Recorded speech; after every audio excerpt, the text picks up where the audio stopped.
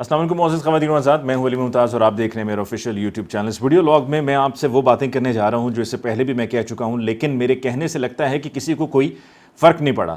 حتیٰ کہ میں نے اس بات کے بارے میں، اس ایشو کے بارے میں اتنی زیادہ بات کی، اتنا زیادہ میں نے لوگوں کو باور کرانے کی کوشش کی کہ ہم ایک مشکل صورتحال کی طرف جا رہے ہیں، خدارا اپنے آپ کو بچا لو، خدارا اپنے ساتھ جڑے ہوئے لوگوں کو بچا لو۔ لیکن اس وقت سب نے مجھے یہی کہا کہ شاید اس کے اوپر بہت زیادہ یہ ایشو سوار ہو گیا۔ جی ہاں، کرونا کی بات ہو رہی ہے کہ کرونا میرے ذہن پہ بہت زیادہ سوار ہو گیا۔ جس سے بھی بات کر دو کہتے ہیں جی کوئی مسئلہ نہیں، کوئی ٹینشن ہی نہیں، چاہے وہ میرے کام کی جگہ ہو، چاہے وہ گھر سے باہر ہو۔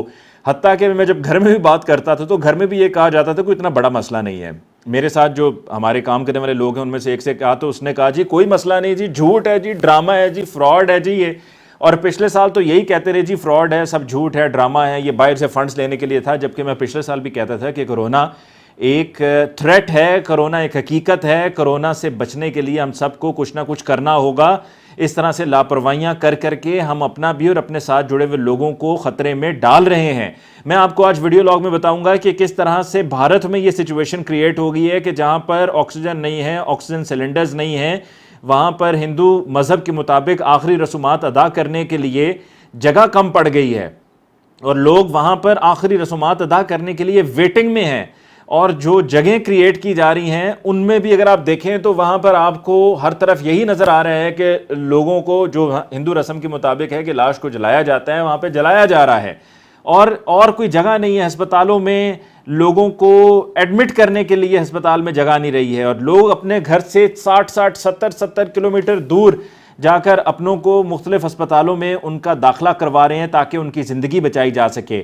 ایک ایسا ہی بھارتی نوجوان کہ جس نے اپنے سامنے اپنے والد کو جاتے ہوئے دیکھا اور اپنے والد کی موت دیکھی، وہ گھر سے والد کو لے کر گیا کیونکہ ان کو سانس لینے میں مشکل ہو رہی تھی، دشواری ہو رہی تھی، اور وہ کووڈ پیشنٹ تھے، سخت کرٹیکل کنڈیشن میں وہ ان کو لے کر گیا ہاسپٹل، اور ایک ہسپتال سے دوسرے سے تیسرے، کہیں پر جب جگہ نہیں ملی تو اس کے اپنے ہاتھوں میں اس کے والد نے دم توڑ دیا۔ اور پھر وہاں سے جب وہ گھر واپس آیا تو اس کی والدہ کی بھی حالت اسی طرح کریٹیکل تھی، اور پھر والدہ کو لے کے جیسے کہ میں نے بتایا کہ 65 کلومیٹر دور جا کر ایک جگہ ملی کہ جہاں پر اس نے والدہ کو داخل کروایا، اور اس کو والدہ کو داخل کروانے سے پہلے جو آکسیجن ہے وہ بھی چونکہ کہیں سے نہیں مل رہی تھی، تو پھر ایسی سچویشن کا فائدہ اٹھاتے ہوئے بلیک میں چیزیں ہونا شروع ہو جاتی ہیں، بلیک میں ملتی ہیں، تو پھر اس نے بلیک مارکیٹ سے آکسیجن سلنڈر اور آکسیجن ماسک لیا تاکہ اپنی والدہ کو وہ آکسیجن دے سکے۔ یہ وہ سچویشن ہے جو زیادہ دور نہیں بلکہ قریب ہی بھارت میں ہے، جہاں پر ہم سے بہت بڑا ملک ہے، آبادی کے اعتبار سے بہت بڑا ہے، لاکھوں کی تعداد میں روزانہ وہاں پر مریض کرونا کے سامنے آ رہے ہیں۔ ان کی ہیلتھ فیسلٹیز بھی ڈیفینیٹلی ہم سے بہتر ہیں، ان کی اکانومی بھی ان کی اکانومی کی صورتحال بہتر ہے۔ تو اگر خدا نخواستہ وہی سب کچھ ہمارے ملک میں بھی ہو جاتا ہے تو ذرا سوچئے کہ ہم پھر کیا کریں گے۔ آج پمز ہاسپٹل کی طرف سے یہ اطلاع ملی ہے کہ جی وہاں پر بھی اب بیڈز نہیں رہے ہیں کہ مزید پیشنٹس کو لیا جا سکے۔ اسی طرح جو آکسیجن ہے، جتنا ہمارے پاس آکسیجن کی کیپیسٹی ہے اس کا 80% کرونا کے پیشنٹس پر یہ آکسیجن استعمال ہو رہی ہے۔ تو آپ خود ہی اندازہ لگا لیجئے کہ ہم بالکل ایج پر آ چکے ہیں۔ تو وہ بات جو میں نے شروع میں کہی ہے کہ میں نے سب کو بہت سمجھایا، بہت منع کیا ہے، بہت روکا ہے، لیکن کوئی ماننے کو تیار نہیں ہے۔ یہی وجہ ہے کہ اب حکومت کو بھی فوج کو بلانا پڑا ہے، کیونکہ فوج جو ہے وہ کسی ہوٹل والے سے جا کے پیسہ نہیں لے گی، کسی دکاندار سے پیسے لے کے شٹر کھولنے کی اجازت نہیں دی جائے گی، اور کہیں پہ جا کے خود مفت کی روٹی کھا کر جس طرح پولیس کرتی ہے یا انتظامیہ کرتی ہے، معذرت کے ساتھ مجھے کہنا پڑے گا لیکن یہ حقیقت ہے، فوج یہ کام نہیں کرے گی۔ فوج جو ہے وہ جائے گی اور اپنا کام کرے گی، جو اس کو ڈیوٹی سونپی گئی ہے اس ڈیوٹی کو وہ جا کر نبھائیں گے۔ تو اس وجہ سے فوج کو بلانا پڑا ہے کہ اب صورتحال ہنگامی صورتحال ہو چکی ہے، ہمارے پاس ویکسین نہیں ہے۔ کیا یہ عجب سی کہانی ہے، عجب سی صورتحال ہے کہ ایک طرف پاکستان ہے جس کے پاس ویکسین نہیں ہے، دوسری طرف بھارت ہے جس کے پاس ویکسین تو ہے لیکن اس کے پاس آکسیجن نہیں ہے، اور دونوں ایٹمی ممالک ہیں، یعنی کہ وہ بھی ایٹمی طاقت بن گئے، ہم بھی ایٹمی طاقت بن گئے، لیکن ہم جس سچویشن میں پھنسے ہوئے ہیں وہ ہمارے سامنے کہ ہمارے پاس ویکسین نہیں ہے۔ ہم نے مفت کی ویکسین لینے کی کوشش کی ہے۔ پرائم منسٹر صاحب سے یہ بات کی جائے اور پوچھا جائے کہ پچھلے سال جو کووڈ ریلیف فنڈ قائم کیا گیا تھا جس میں ہر کسی نے بڑھ چڑھ کر حصہ لیا اور فنڈز دیے حکومت کو، پرائم منسٹر صاحب کو فنڈز دیے کیونکہ پرائم منسٹر صاحب خود فنڈز مانگ رہے تھے، وہ سارا پیسہ کووڈ ریلیف فنڈ کا گیا کدھر؟ حکومت کو اس کا جواب دینا ہوگا کہ یہ سارا پیسہ کووڈ ریلیف فنڈ کا کس کھاتے میں گیا، کدھر خرچ کیا گیا، ایک ایک پائی کا حساب دینا ہوگا، کیونکہ یہ تمام پاکستانیوں کا اور ان تمام درد دل لوگوں کا پیسہ ہے کہ جنہوں نے یہ پیسہ اس لیے دیا تھا کہ عمران خان صاحب پر اعتبار کر کے کہا تھا کہ عمران خان صاحب ہیں، ان کو ہم دے رہے ہیں، یہ پیسہ ڈوبنے نہیں دیں گے۔ تو اگر ہمارے پاس پیسہ تھا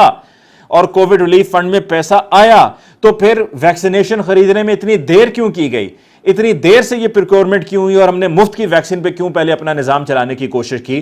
اور فوج کو جو اب بلایا جا رہا ہے، میں تو بہت پہلے سے کہہ رہا ہوں کہ تمام بڑے شہروں کو جہاں پر یہ مسئلے مسائل ہیں، جہاں پر تعداد پرسنٹیج زیادہ ہے، وہاں پر ان بڑے شہروں کو آپ بند کر دیں، لاک ڈاؤن لگا لیں۔ ابھی بھی لوگوں کے پاس کام نہیں ہے۔ مجھے آج ہی کی تاریخ میں ایک شخص کا میسج آیا، اس نے کہا سچویشن ایسی ہو گئی ہے کہ مجھے مجبور ہو کر آپ سے پیسے مانگنا پڑ رہے ہیں، میرے پاس پیسے نہیں ہیں کہ میں گھر کا نظام چلا سکوں۔ تو لوگوں کا پہلے کام کہاں چل رہا ہے؟ اور یہ جس شخص کا میں آپ کو بتا رہا ہوں، اس کا تعلق ٹریول ایجنسی سے رہا ہے، یہ ٹریول ایجنٹ ہے اور یہ کام کرتا رہا ہے ٹکٹنگ کا۔ لیکن پچھلے ایک سال میں ہم نے پتا ہے کہ کس طرح سے ہماری یہ ایویشن کی انڈسٹری افیکٹ ہوئی ہے اور وہاں پر بھی تباہی مچی ہے۔ تو لوگوں کے پاس تو ویسے ہی کھانے کو نہیں ہے، کمانے کو نہیں ہے۔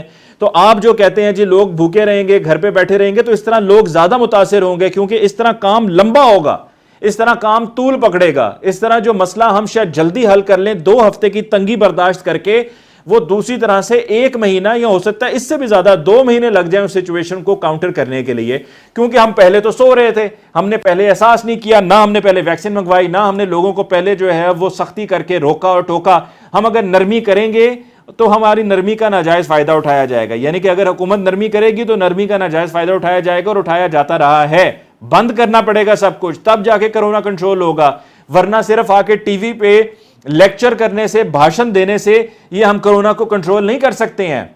دکانوں کو بند کریں، آفیسز کو بھی فی الحال بند کریں، ورک فرام ہوم والی سچویشن میں دوبارہ سے جانا پڑے گا، تب جا کر یہ کہیں کرونا کنٹرول ہوگا، ورنہ خدا نہ خواستہ ذرا سوچئے۔ آج ہی کی بات ہے، معروف قریشی صاحبہ ٹی وی اینکر ہیں، ان کے کل والد کا انتقال ہوا، ان کے اپنے کل والد کا انتقال ہوا، اور ابھی وہ دکھ ان کا وہ اس میں سے سنبھل نہیں پائی تھیں اور اس صدمے میں تھیں کہ 24 گھنٹوں کے اندر ان کی والدہ کا بھی انتقال ہو گیا، ایک ہی گھر کے اندر۔ اور یہ سب اب اسی طرح سے ہو رہا ہے کہ ایک شخص کو ایک فیملی میں ہوتا ہے، وہیں پر پتہ چلتا ہے دوسرے، تیسرے، چوتھے اور 5ویں کو، جتنے بھی گھر کے فیملی ممبرز ہیں، سب کو ہو رہا ہے، اور ہمارے پاس یہ تمام فیسلٹیز نہیں ہیں۔ ہم پھر کیا کریں گے؟ ہمارے پاس پھر رونے کے علاوہ اور کیا رہ جائے گا؟ ہمارے پاس اس وقت جو ہے وہ پچھتاوے کے علاوہ کیا رہ جائے گا؟ اگر ہم پہلے احتیاط کر لیں تو ضروری ہے۔ اگر ہم ایک عید گزار لیں بغیر شاپنگ کیے، بغیر بچوں کو کپڑے لے کر دیے، بغیر نئے جوتے خریدے، بغیر جو ہے وہ بازاروں میں گھومے، تو کیا کوئی فرق پڑ جائے گا؟ زندگی زیادہ بہتر ہے یا آپ کا بازاروں میں جا کر معذرت کے ساتھ کہنا پڑے گا جانوروں کی طرح، حیوانوں کی طرح، کم عقلوں کی طرح؟ مجھے لگتا ہے میں کہ زمانہ جہالت میں چلا گیا ہوں، کہ جہاں پر لوگ سنتے نہیں ہیں اور پھر لوگ دوسرے لوگوں کا مذاق اڑاتے ہیں۔ جس طرح میں بھی اگر کسی کو کہتا ہوں تو مجھے کہتے ہیں جی تمہارے سر پہ بھوت سوار ہو گیا۔ دماغ آپ کا خراب ہے، دماغ میرا یا میرے جیسے لوگوں کا خراب نہیں ہے، معذرت کے ساتھ ان سب کا خراب ہے جو سمجھتے ہیں کہ کرونا کچھ بھی نہیں ہے۔ ان کا دماغ خراب ہے، ان کو اپنے ساتھ ساتھ اپنا، اگر خدا نہ خواستہ ان کو کرونا نہ ہو جائے، اگر ہوتا ہے تو ساتھ ساتھ دماغ کا بھی علاج کروائیے، اپنی عقل کا علاج کروائیے، اپنی سوچ کا علاج کروائیے، اور ہوش کے ناخن لیجئے۔ کیونکہ جو آپ کو لگتا ہے نا کہ دوسرے کہہ رہے ہیں، ایویں کہہ رہے ہیں، کیا ضرورت ہے؟ کوئی ضرورت نہیں ہے۔ ان کو خود تھوڑا سا اس چیز کے بارے میں اب احساس کرنا چاہیے۔ میں تو کہہ کے تھک گیا جناب، میں نے تو جتنا کہنا تھا کہہ دیا، میں نے جتنا سمجھانا تھا سمجھا دیا۔ لوگ کیا کرتے ہیں جی ماسک ادھر ہے، ماسک ادھر ہے، ماسک ناک پہ بھی کرنے کے لیے ہوتا ہے۔ تو یہ جانوروں والی، کم عقلوں والی، معذرت کے ساتھ جاہلوں والی حرکتیں چھوڑ دیں۔ کئی لوگ ہوتے ہیں جو پڑھے لکھے ہوتے ہیں لیکن پڑھے لکھے ہو کے بھی جاہل ہوتے ہیں۔ جو پڑھے لکھے ہو کے بھی جاہل ہو نا، اس سے زیادہ بدقسمت شخص کوئی ہو ہی نہیں سکتا۔ پھر دوسرے وہ لوگ ہیں جو دنیا میں ہر طرف گھومے پھرے بھی ہوتے ہیں لیکن پھر بھی ان کی عقل نہیں ہوتی ہے، وہ پھر بھی سمجھ رہے ہوتے ہیں کہ نہیں مسئلہ ہی کوئی نہیں، چکر ہی کوئی نہیں، کیا ضرورت ہے ہمیں کرنے کی۔ تو یہ سب ہمیں اس پر عمل کرنا ہوگا۔ حکومت پہ صرف ڈیپینڈ نہ کیجئے، حکومتی فیصلوں پہ صرف ڈیپینڈ نہ کیجئے۔ یہ صرف نہ سوچئے کہ وہاں سے فوج آئے گی، ڈنڈا چلائے گی، ڈنڈا پیر آئے گا تو علاج ہوگا، ورنہ نہیں ہوگا۔ آپ کو اپنا علاج خود کرنا ہوگا، آپ کو اپنی احتیاط خود کرنی ہوگی۔ کیجئے، خدا را کیجئے، اس سے پہلے کہ دیر ہو جائے۔ مجھے ممتاز کو دیجئے اجازت، اللہ نگہبان۔